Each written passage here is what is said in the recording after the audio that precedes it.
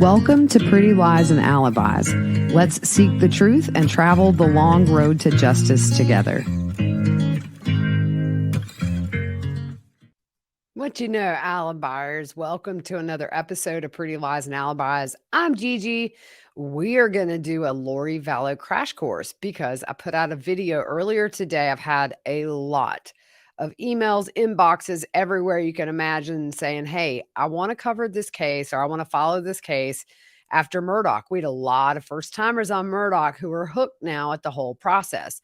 But the mega series is 50 something episodes. And they're like, yeah, I'll get to it, but like I can't get to it before April 3rd. So I put a video out asking everybody to give their opinion. Do you want a crash course? Just what you need to know to understand the trial. There was a resounding yes with a handful of no. So we are going to do it. And we're going to get you guys ready for this trial. It's going to take all week. But by the time that rolls around, you'll be ready. As far as covering Vallow Daybell, here's my plan. I will be going up for Law and Crime and the podcast. I will be there for jury selection openings the first 2 weeks of testimony. I will come home for a week, back for 2, home for a week, and so on. And I'm really looking forward to it. This case is what me and Fruit Loop, my old co-host, started this podcast on. This is very full circle for me to sit in that courtroom with her. And I've grown to love Kay and Larry so much, and Kresha and the members of that family. And they are going to need some support up there to hug their necks on days where it's just a little tough. And I will be bringing you the daily recaps every night. I will likely be able to get the audio. So the summaries could be a day late for when I'm here at home. Nonetheless, you guys are not going to miss a minute. I will try to incorporate some graphics to make it a little more interesting, but we will not have a live audio feed to watch. It is what it is. There's time to change Judge Boyce's mind. So we will see what happens with that. First off, want a big thank you again to Harry from Alaska. Your generosity touched my heart. Thank you so much, sir.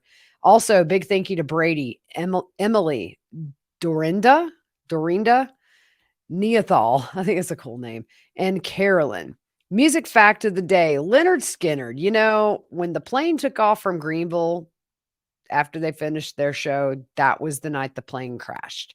But in one of the oddest pairings since Jimi Hendrix opened up for the Monkees, yes, the Monkees, Leonard Skinner played 4 shows in Germany with the band Queen back in 1971. Apparently, groups did not get along. I could see that happening. I love me some Freddie Mercury, though, y'all. Come on. All right. So what are we going to do? What is Lori charged with right now out of the gate? Because her and Chad are severed. Chad has no court date in sight. And had Lori not chosen to go ahead with her speedy trial, I fully feel like we would not be having one next month because Judge Boyce agreed, as did Lori's attorney, by the way, that if she had waived her right to a speedy trial, he also would have asked for extra time to examine this DNA that has come to light, which is a hair found at the crime scene, I believe in duct tape, and that stuff has got to be examined. I was just on the STS podcast with Lori Hellis.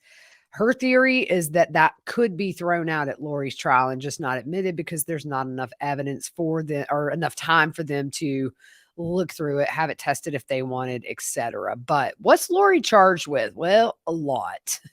She's charged with conspiracy to commit first-degree murder and grand theft by deception for the death of her daughter, Tylee Ryan. First-degree murder for the death of her daughter, Tylee Ryan. Conspiracy to commit first-degree murder and grand theft by deception for the death of J.J. Vallow, her adopted son, and first-degree murder for the death of J.J. Vallow. Conspiracy to commit first-degree murder in the death of Tammy Daybell, who is Chad Daybell's wife, and grand theft related to Social Security survivor benefits for the care of Tylee and JJ that were used after the children went missing and were found deceased. And guess what? not just Idaho. She's got some waiting in Arizona for Charles Vallow. Conspiracy to commit first-degree murder in his murder that was done at the hands of her now dead brother, I keep wanting to say Alex Cox. All right, so who's who? Let's go through Lori. All right, Lori had 5 husbands. We're only going to talk about 3 here. They're relevant. So her second marriage resulted in the birth of her oldest child and son, Colby Ryan. Her third marriage, Joe Ryan. Lori and Joe had Tylee. Husband number 4, Charles Vallow, dad to JJ. JJ Vallow, adopted son of Charles and Lori. So 5 husbands, and we see with her, with everything, anything we have found has always been everybody's fault, not hers. And, so here's who's dead at the hands of that woman, these beautiful souls. And I always count Joe Ryan in that, even though they ruled his death natural. If she didn't physically kill him, she killed his spirit by not allowing that man time with his daughter. She threw rocks in the road at every turn and in ways that will make a normal mother spit nails. What she subjected that child to, she should have been locked up long ago. All right, so now let's jump over to Chad and Tammy. So Tammy Daybell was the husband of Chad Daybell. Chad is a doomsday author. He is a self-proclaimed thin veil traveler to the other side. I'm going to tell you how that happened here soon. He is accused of murdering his wife, Tammy Daybell, in her sleep on October 19th of 2019, went to bed fine and did not wake up. She was relatively healthy from what we know, had been visiting family before. They had a great time dancing in the living room. She was a librarian and seemed like a sweet soul. All right, so Alex Cox. Here is I want to thank Law and Crime for allowing me to use this. So these are the deaths connected to the Doomsday couple. Lori Vallow's third husband, Charles, killed in what originally was declared self-defense, now murder. Their adopted son, JJ, found dead in Chad Daybell's backyard. Lori's biological daughter, Tylee Ryan, found dead in the same backyard as JJ, 30 feet apart in the pet cemetery, I might add. Lori's third husband, Joseph Ryan, Tylee's biological dad, dead, heart disease, natural, but she contributed. I'm sorry. That custody battle is nasty. We're going to touch on it a bit here. I do have in-depth episodes on that where I talk to Tom Ware, the guardian ad litem for Tylee during the nasty years-long custody battle that began when Tylee was a very small baby and continued really until Joe died in April of 2018. Who else is dead? Lori's brother, Alex Cox, who people refer to as the family hitman. It is sort of the running theory that maybe he killed everybody. I'm not so sure of that. With Chad, we have Tammy Daybell, murdered October of 2019. She was a librarian. She loved animals. She loves ducks. Was very well loved at her school. All right, the next person we're going to talk about, these are all your major players. Melanie Pulowski. Now, you will hear me refer to her as Melanice. Why? Well, there's 2 Melanies in this case, and it gets very, very confusing trying to separate them both. She is Lori's niece. Lori's sister, Stacy, died years ago when Melanice was 9. And so they got closer in the adult years around the time all this doomsday stuff started. But Melanice married first to Brandon Boudreaux. They have 4 children together. Now, she divorced Brandon out of the blue. We will get into all this. I'm just giving you a little background. And kind of seemed to follow Lori's footsteps all the way to Rexburg, moved there without her kids, and met her second husband, Ian Pulowski. It was a very quick meeting and marriage. They now have 1 child together. So we have JJ and Tylee, who are cousins to Melanie's.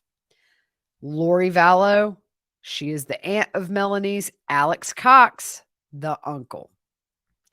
All right, so let's get into a lot of this. All right, so we got Melanie Gibb. She is a follower of Lori and Chad. She was in the middle in a lot of what happened. She's given interviews kind of downplaying her role, but it's there. The document dumps have shown us she was in the middle of things.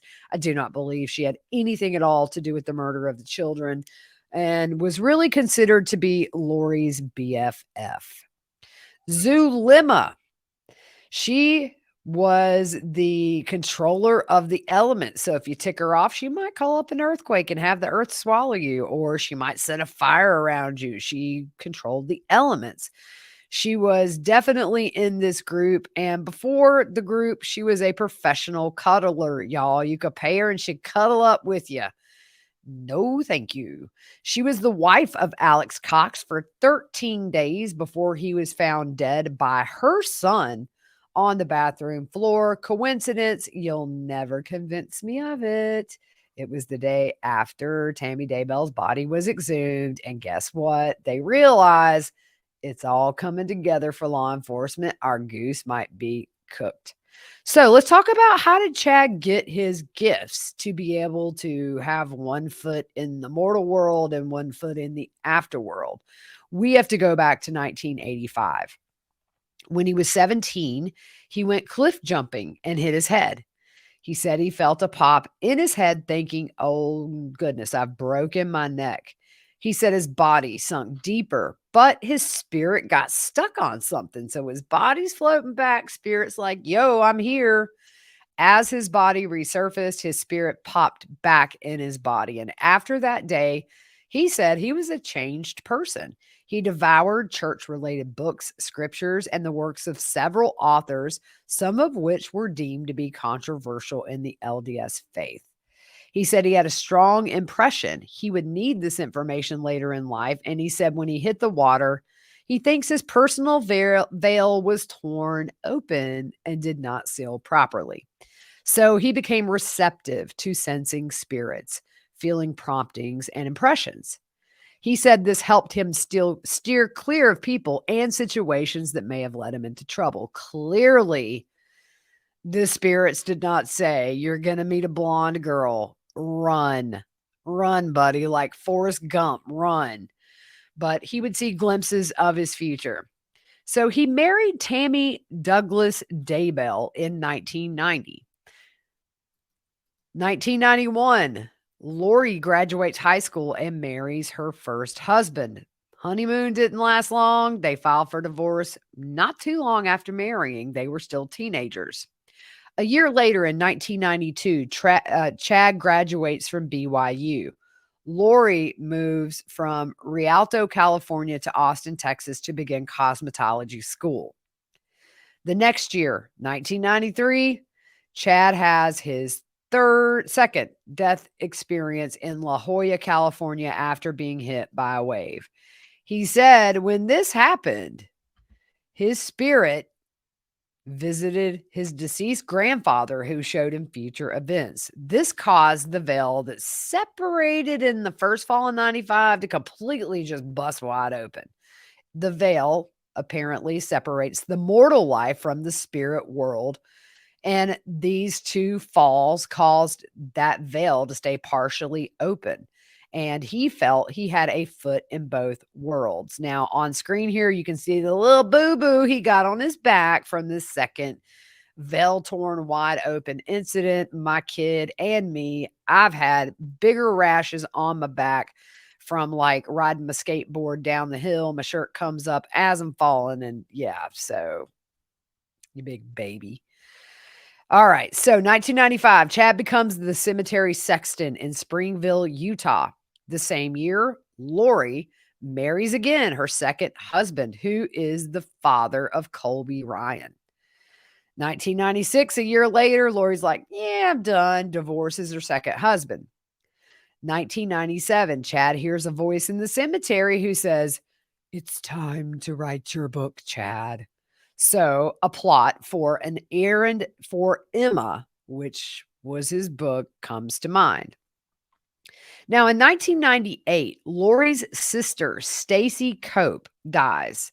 She leaves behind Lori's niece, Melanie. I call her Melanice. Very sad that she lost her mom at such a young age.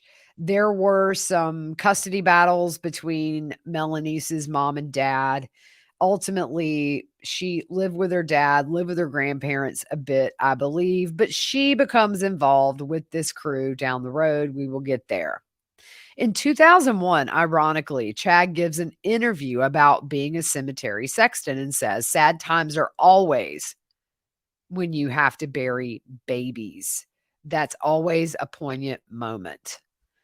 Well, it wasn't a poignant moment when he allegedly helped bury two babies because 16, and 7, that's a baby. Give me a break. The same year, Lori marries Joe Ryan, which is Tylee's biological dad. So, what does her husband do? Well, he helps Lori and builds a hair salon onto their home so she can continue to stay home with Tylee while being a stylist. Now, we know Chad is an author. In 2003, his books are pulled from desert bookstores due to a scene in a book he wrote called Chasing Paradise, where a warrior angel drop kicks a naughty spirit through the wall. Why would you pull that? Like, if a good spirit kicks a bad spirit, that's kind of like, yay, right? Guess not. So in March of 2004, what does Chad and Tammy, his wife, do? They start a publishing company called Spring Creek Books.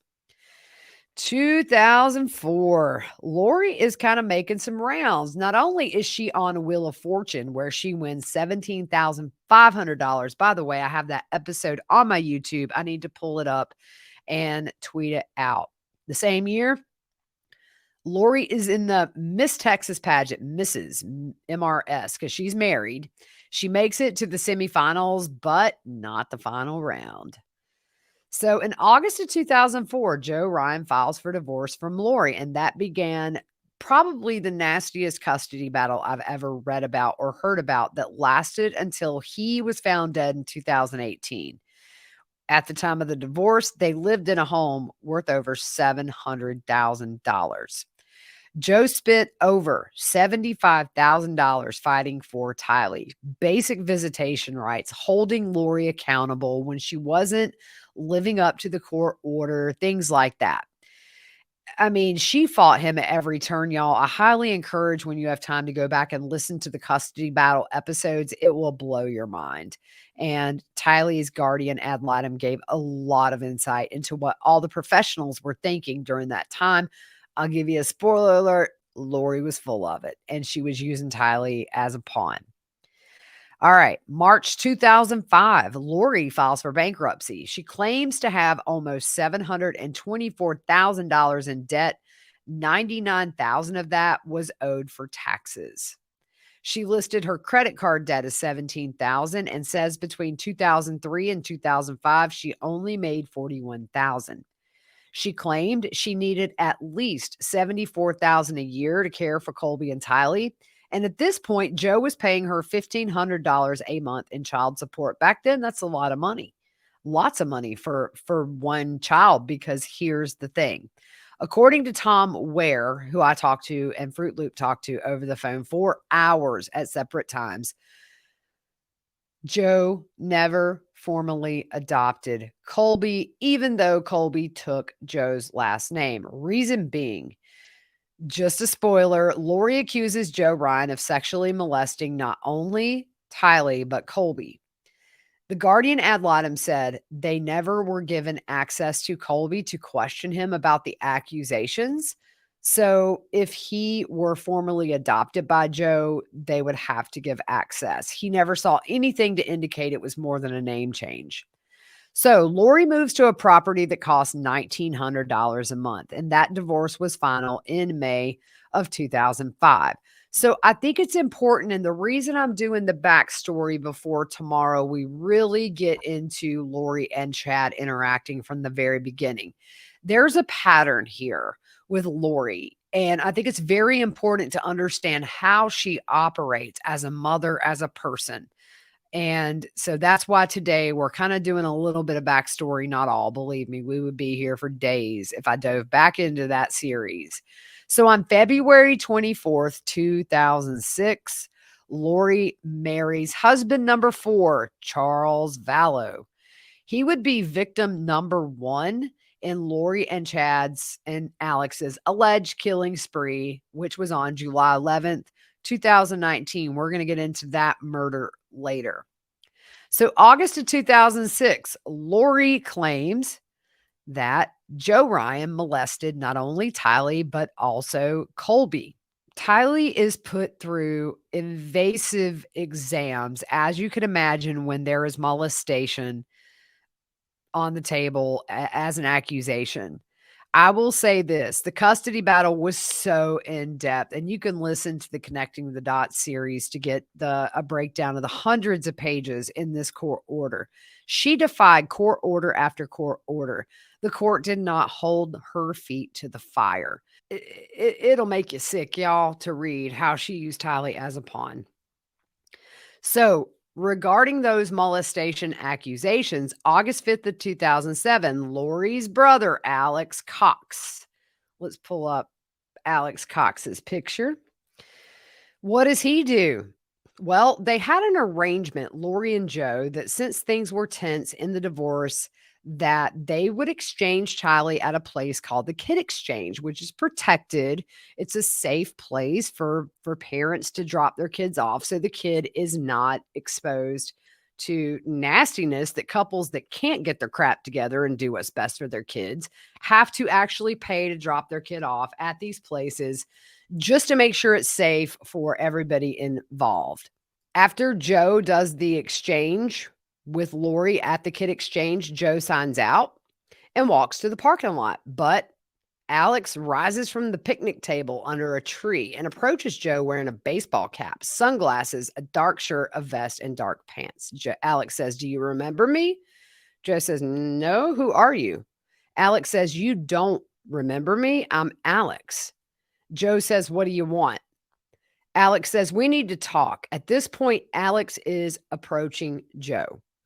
Joe says something to a person nearby that he needs a witness to this. He had the smarts enough to know this isn't going to be good. The person says, "Okay, what's wrong?" And then Joe says, "Alex Cox is my ex-wife's brother." Alex says, "We're going to talk right now." Joe says, "We have nothing to talk about." Alex says, "Yes, we do. And this is for what you did to my nephew." At this point, Alex reaches into his vest or pants and pulls out what at the time Joe thought was a gun. Alex lunges towards Joe and tries to push what he sees now is a taser into Joe's chest. So Joe turns to the left side of his body and that taser deploys, which hits under or just left of the shoulder blade. He said his arms raised up and he felt burning and intense muscle spasms. Joe starts to run away. So what does Alex do? Tases him in the back with a forceful push, which caused Joe to fall. He hit the ground with his right hand, breaking the fall. Then he rolls to the left to prevent Alex jumping on him as he's on the ground. Joe gets up and runs across the parking lot to the main entrance of the Kid Exchange building with Alex just steps behind him saying, "I'm going to kill you." Alex is telling Joe, "I'm going to kill you," from what Joe heard. As he's running towards the main entrance, a second witness was leaving that building and yelled from 40, 50 feet away for the second witness to call 911. So Joe yelled, "Please call 911." Joe yelled, "This is Alex Cox. He's trying to kill me." Joe was very smart in identifying his perpetrator and asking for witnesses. So it's interesting to note that Joe called it years ago, telling police he is afraid of what they might do to his house or to him again, and that his entire family, Alex and Lori's entire family, had been causing him problems, and Lori stated she would rather have death for him to have another visit with Tylee. Joe told authorities he was afraid that could mean anything, killing herself, Tylee, or him. He knew way before these murders Lori was a danger to that child. Ultimately, Joe is injured. He fractures his wrist. He hurts his back, which I believe caused him problems to the day he died. And in the end, Alex is charged in December of 2007 for aggravated assault with a deadly weapon causing serious bodily injury. So, March 31st of 2008, Alex pleads guilty and serves 90 days in jail. But while he's in jail, he writes a friend asking her to call his mother to find Joe Ryan, asking her, the friend, to have his mom write down Joe's address and license plate on a postcard. In June, he writes again to the same friend. The world, quote, the world is coming undone. The pedophile is unpunished and I'm in jail. I guess it's time for the apocalypse. Can you get a picture from Lori of one of her ex-husbands and send it to me? Some of the guys would like to hang out with him.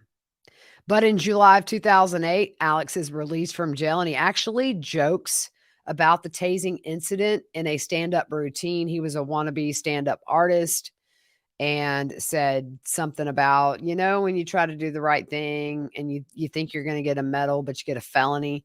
And it wasn't funny at all. And now it's time for a word for our sponsor of the week, Lomi by Pila.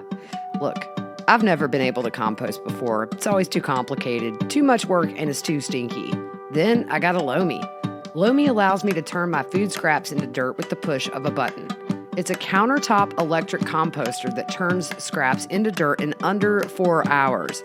There's no smell when it runs, and it's really quiet. Thanks to Lomi, I have way less garbage each week, down from 4 bags to 2, by the way, and I feel great knowing I'm composting and creating soil instead of waste. I've basically a limitless supply of dirt for my garden. So what can you put in Lomi? Food leftovers, fruits and vegetables, eggs and eggshells, grains, coffee grounds, yard trimmings, houseplants, and more. If you want to start making a positive environmental impact or just make cleanup after dinner that much easier, Lomi is perfect for you. Head to lomi.com/whattheworld and use the promo code WhatTheWorld to get your $50 off your Lomi. That's $50 off when you head to lomi.com/whattheworld and use promo code WhatTheWorld at checkout. Food waste is gross. Let Lomi save you a cold trip out to the garbage can. In 2008, that same year, Chad and his wife Tammy filed for bankruptcy. The same year, Melanice graduates from the Air Force and marries that little cutie, Brandon Boudreaux. He's remarried now to a beautiful woman. But that same year, when she graduates from the Air Force, they get married. He comes in much later in a very big way. In 2009, interestingly enough, Lori is found in contempt of court on 7 charges related to custody issues. But guess what? How much time does she serve? 0, because she's always one up on the legal system. In 2010, Chad and Tammy's bankruptcy is over, and they have $203,000 in debts forgiven.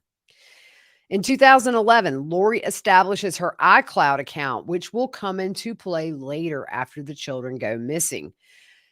Kind of moving ahead, when investigators began pouring through that account, they saw nothing but a normal family with photos of celebrations, birthdays, marriages. They said, yeah, there were problems in the marriage, obviously, but it was very typical of married couples and nothing that would indicate any kind of abuse by Charles. Lori was due in 2011 to have a psychiatric exam that was court ordered, but she called and said her sister had a baby who had medical complications in another state and she couldn't make it. She asked that evaluation be rescheduled in October, but a psychologist called and scheduled it for August 1st of 2011, saying that Lori is a flight risk. And so Lori attends the evaluation on that August date. There were several psychiatric exams that Lori successfully beat, one of those being when it hit the fan with Charles and he asked she be examined. All that's coming up. September 11th. This always cracks me up, y'all. And I know it's bad, but Chad can go to the other side. So he said Tammy's deceased grandmother visited him and told him Tammy needs to stop playing the online game Frontierville and get back to genealogy and temple work. What does Chad do? Types up the message and gives it to Tammy and her parents. Okay, Tammy's a grown woman. She don't need her mommy and daddy telling her what to do. But I mean, honestly, if deceased grandma's coming through, I don't think it's gonna be about Farmville, right? I mean, come on, we were all up in that game. I got up at like 2 a.m. to plant my carrots. I'm gonna admit it. December 2011, Alex completes his probation on those charges related to the tasing with Joe, and all charges are dismissed, and he is allowed to carry a gun again. May 25th, 2012, little JJ Vallow is born. He was a preemie, and the little dude, he only weighed 2 pounds and 14 ounces. So, how is he related in this family? JJ, luckily, was an in family adoption. Kay and Larry Woodcock are his grandparents. Okay. These beautiful people right here that I have grown to love. And so JJ was born addicted to, or two parents who had addiction issues. And he was in NICU for quite a while, as you know, being 2 pounds and 14 ounces. And Kay took very good care of him in NICU and brought him home. But that makes JJ technically Charles's great nephew. But Charles wanted to keep JJ in the family, wanted to love him, wanted to be a father. So he and Lori ended up and adopted JJ a little bit down the road.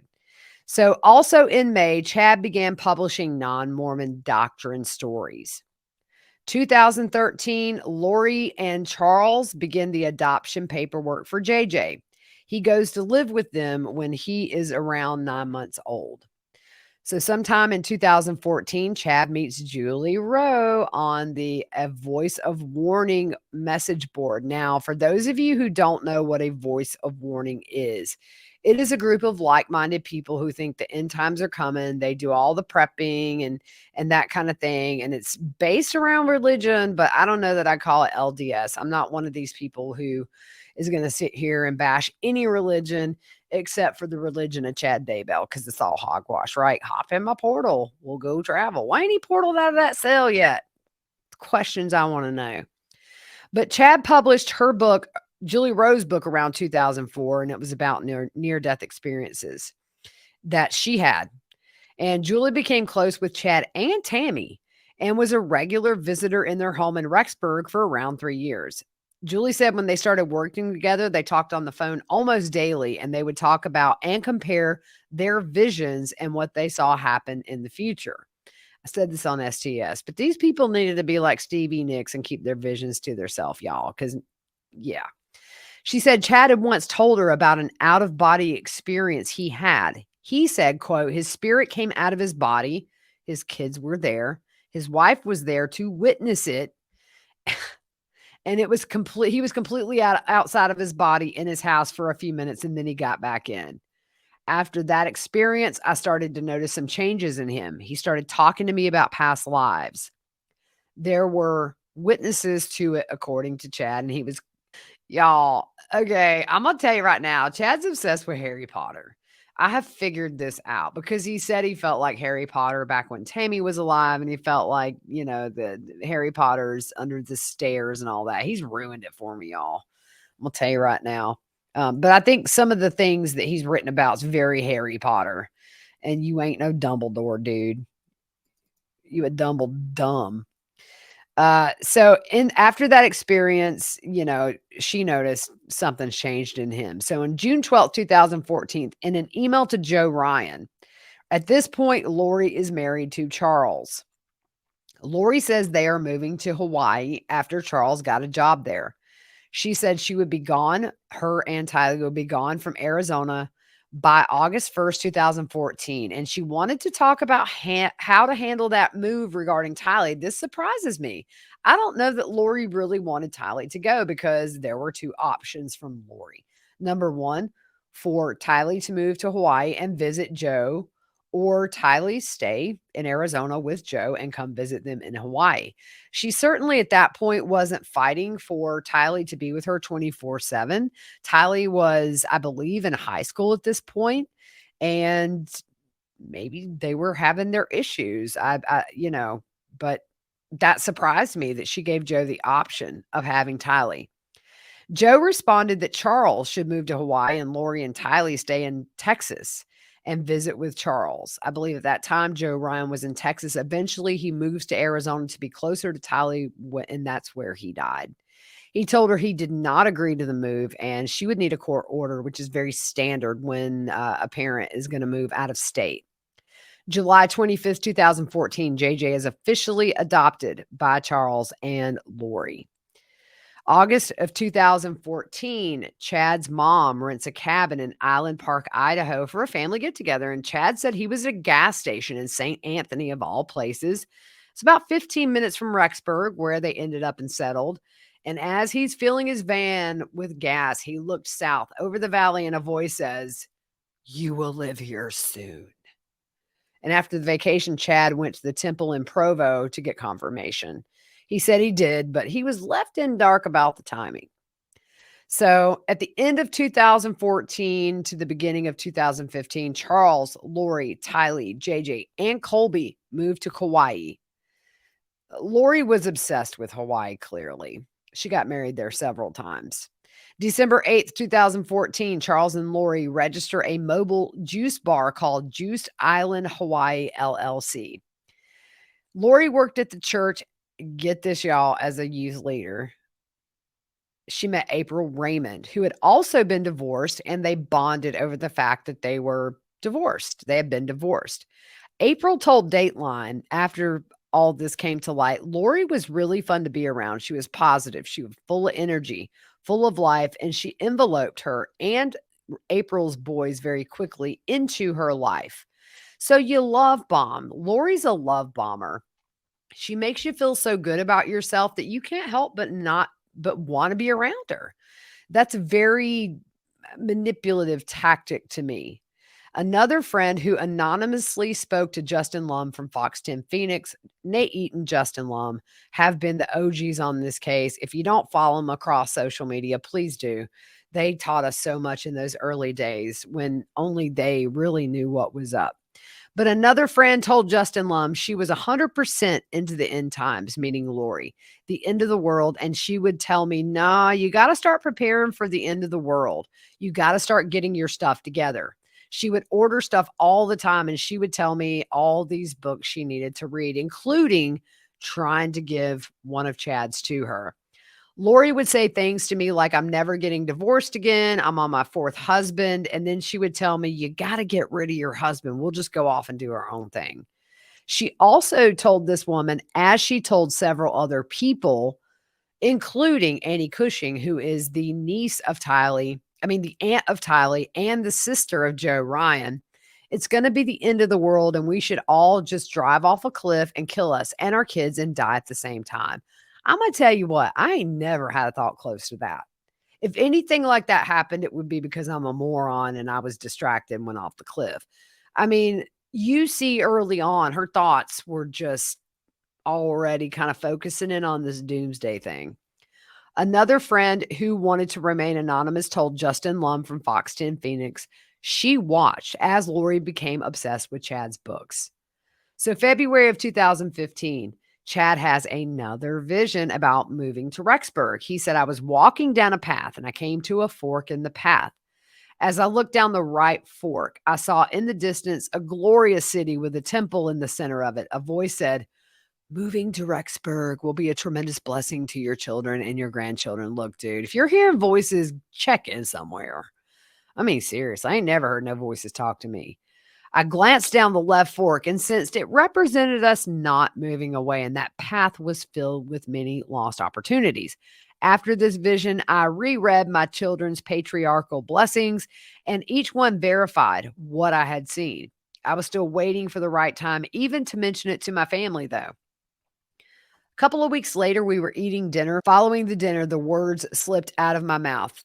"When we moved to Rexburg," He said Tammy was not thrilled, and I completely understood her feelings. Moving to Idaho would be a major undertaking that would uproot the both of them from their families. He tried not to bring it up again, but after a few weeks, she also felt impressed by the spirit that it was something they should do. She started looking at real estate websites, and one house in particular jumped out at the both of them. And there was a second home that also seemed like it could be a good match for them and their family. So they drove up to Rexburg in late March of 2015. They went house hunting in Rexburg, and after a few duds, they found what they were looking for. Now, I have found Chad's old blog, and all of that is on the Connecting the Dots series. Every entry is read. You can just see his descent into madness. But on Chad's blog, it was a lot like our home in Springville, except it also had 4 acres of pasture and a pond. The home needed new carpet and fresh paint, but as I walked through the pasture and discussed the house with my son Garth, we both really felt this was the place for us. And his son Garth said, I feel I could really thrive here. Tammy and the other children agreed, and from that point on, everything came together quickly. They closed on that house in early June of 2015. So Chad began writing his novel. Let's just make clear Chad made $2,000 a year as an author.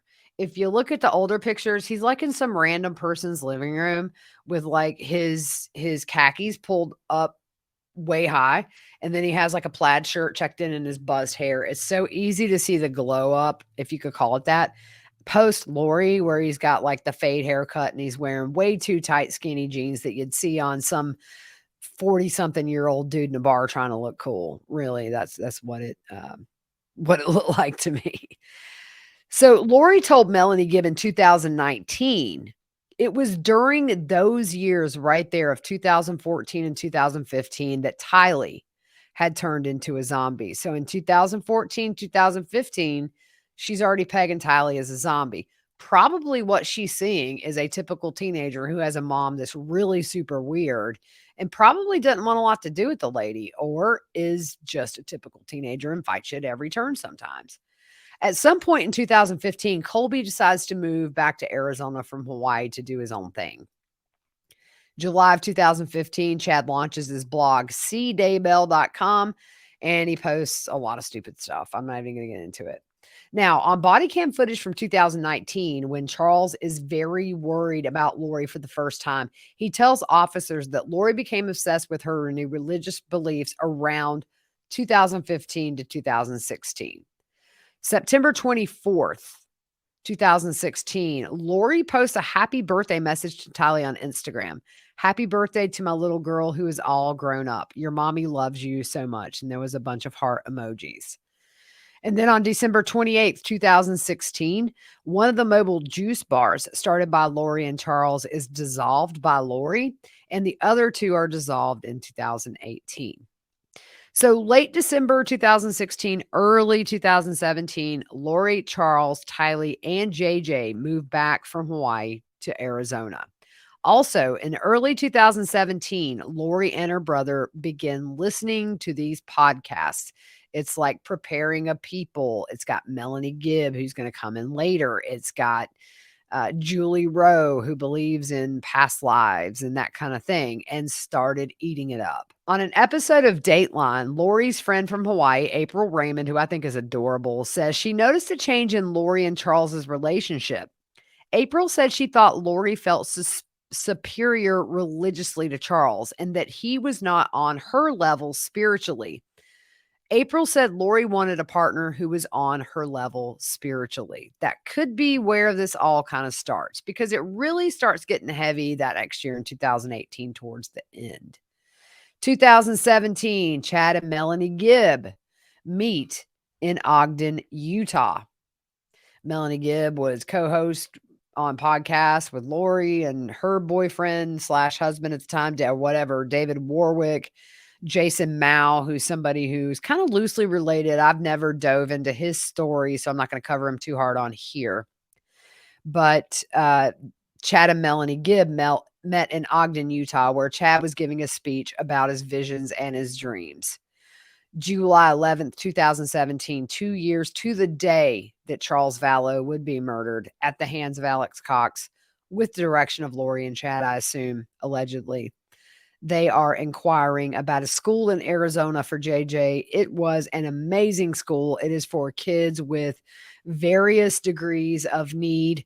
And I hate to say disability, it's a word that I don't like. Every one of these kids have abilities, but it's a school that caters to kids that have different physical and mental challenges. And schools like that just help kids to thrive so hard, helps them to find new ways to communicate. So December 17th, 2017 through February 2018, Charles makes arrangements for JJ to have a service dog. So when JJ gets Bailey, the golden doodle, he slept through the night for the first time in a very long time. And this was beneficial because JJ had a tendency to wander off and he may go outside. So Bailey would alert Charles or Lori if he did. During this time, Colby gets married to Kelsey in January of 2018. Colby said at this point, everything was normal and everyone was happy. Colby told Justin Lum from Fox 10 that Charles and Lori would have normal arguments, but overall had a good relationship most of the time. Colby also told Dateline that when he married his wife, it became a competition with Lori, and Keith Morrison asked him if she treated him more like a boyfriend than a son, and Colby said 100%. That is weird. January of 2018, Colby told Chandler police that this was around the time he started noticing that Lori and Alex, her brother, started hanging out more and got close very fast. We know they're starting to listen to these offshoot podcasts, the Band of Misfit podcasts. And in February of 2018, Melanie Gibb becomes Zulima's visiting teacher. So that is a LDS thing. So somebody explained it to me. I did not pull that back up. I couldn't find it actually. It's been 3 years it's been a while since I started this. But that's how Melanie Gibbs Zulima, eventually Lori, comes in the picture. April 3rd, 2018. Unfortunately, Joe Ryan is found dead in his apartment. The death is ruled as natural. He had been deceased for some time and was only found when a neighbor noticed the smell coming from his apartment. Now, Joe was cremated. They collected samples from his liver, thigh muscle, and kept those for toxicology testing. His death was revisited after the kids went missing, but again, it was ruled as natural.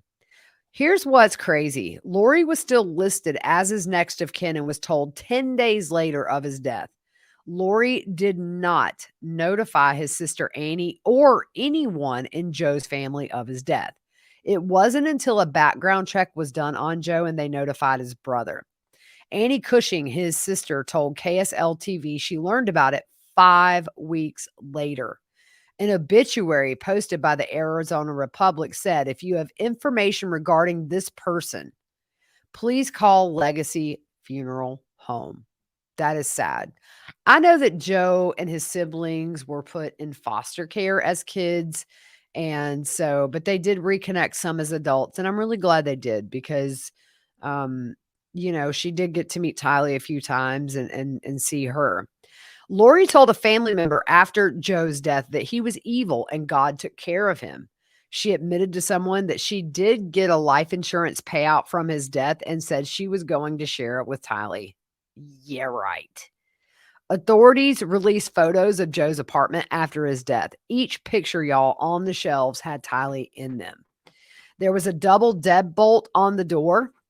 I think he was afraid. I think he was afraid of Alex. I think he was afraid of Lori because of what had happened with the tasing. He had workout equipment and a blood pressure cuff was seen. He had struggled with some weight gain and depression in his later days, as anybody would. I will put those pictures up tomorrow of some of these things we've been through today. It looked like he had been cooking shortly before his death, and his apartment was bare. It was basic necessities, although you did see a few little things in there for Tylee. There were lady sunglasses on the bathroom counter, and I've always wondered, were those Lori's? Even though it was deemed natural, I have never ruled out somehow they were involved. There was also a Living Sober book on the floor and The Power of Now, a guide to spiritual enlightenment book. He was trying, y'all. May of 2018, Lori invites Joe's sister and Tylee's aunt, Annie Cushing, to visit Tylee. She has an amazing website called Analytics. She has a very comprehensive breakdown of the timeline in this case, and I recommend you go visit it. During this visit, Annie had Lori pegged just like her brother did. She talked to KSL TV and said that after the visit, Annie texted her daughter, quote, "It was absolutely exhausting. I dealt with so many lies, even with little things. I think Lori's unhinged and untethered from truth. And Lolo was crazy. I saw a dark side of her when I was there that makes me question some of her claims, and I regret going down there. She may be a sociopath and way more. That's what makes me feel Lori was a sociopath. To her, this was all a game. She had no empathy for the suffering anyone else was experiencing, including Tylee. Annie also noticed the relationship between Tylee and Lori was very tense. She also felt Tylee was being discouraged from mourning the loss of her father, Joe. Annie also saw Lori obsessing about the end times, saying, "It's like she wanted me to be afraid of the end times." There was one time she was talking about it and she says, "Sometimes I think it would be better to put my kids in a car and go off the side of a cliff." Boom. Just again, to somebody. I would never say that in joking. This, unfortunately, was the last time Annie saw Tylee. September 2018, Chad begins a podcast called Glimpses Through the Veil. And throughout that year of 2018, Chad was attending conferences and giving talks about his books, meeting people, pushing his product. September 21st, 2018, Lori meets Jason Mao in the celestial room of the temple. He wants her to meet Melanie Gibb. He was somebody, I think, that was doing these preparing of people conferences. I know a lot of people feel like he was more involved. I honestly have not went down that rabbit hole, but I haven't seen really anything that makes me think he was involved in the offshoot, like in a deep way, or the murders. But if you guys know different, please leave a comment. I'm often wrong. So September 23rd, 2018, according to Melanie Gibb, this is the date Lori and Chad meet for the first time. September 24th, 2018, Tylee turned 16. This would be her last birthday. She would be dead by her next birthday. October of 2018, Melanie Gibb meets Lori and later introduces Zulema to Lori and Chad at a preparing a people event in Utah. There was some discrepancy there of whether that first meeting was the one or the next meeting was the real meeting. But in October of 2018, so it begins, Chad starts emailing Lori, and it is like a little baby snowball going down a hill that gets bigger and bigger, and we're going to pick it back up tomorrow. Tomorrow is the meat of the beginning of the end for so many innocent souls at the hands of Chad, Lori, and Alex, allegedly. So I wanted to do this kind of backstory to give a little context of how things started with Lori and Chad with this doomsday obsession. Seems like podcasts and crazy books. Look, y'all, podcasts, we're not all that way, right? I'm trying to see if I missed any pictures. We got the Wheel of Fortune and the flow chart. Everybody in this photo grayed out is dead. That is 1, 2, 3, 4, 5, 6 people, including Joe Ryan. Lord have mercy, y'all. We got trial next month. Y'all are not going to believe what's coming up in these next few days. If you are clueless to this case, buckle up. Get you like something to drink, sit back and chill, because it's a lot to digest. And we're going to learn how Kay and Larry Woodcock made those first calls saying, "We have not seen our grandson in a while. We're worried. We need you to check." That set off, where are the kids? So we're going to get into the meat of it tomorrow. So join me again. Thanks for tuning in. Share this with your friends who you think want to follow this trial. I will be bringing daily updates every single day of this trial on this podcast. You won't miss a minute. and we're going to do this together, y'all. This is the trial that stole my heart with these missing kids and launch this podcast. And we are going to go full circle and finish this out. So I can't wait to be on the ground in Utah. I get to see Nate Eaton, who I met in Vegas at CrimeCon, Scott Reich, who I met in CrimeCon. Lori Hellis will be there. Just I'm hoping Lauren and Dr. John come up, and just a lot of people who are very passionate about justice in this case. So you guys are going to have a good crew up there. And I encourage everybody to tune into all their stuff, because true crime is no competition. It's a collaboration if you're doing it for the right reasons. We all have something different to bring to the table. We all present it in a unique way. We all see and interpret it differently. And there's a lot of good groups out there that are producers, podcasters, content creators.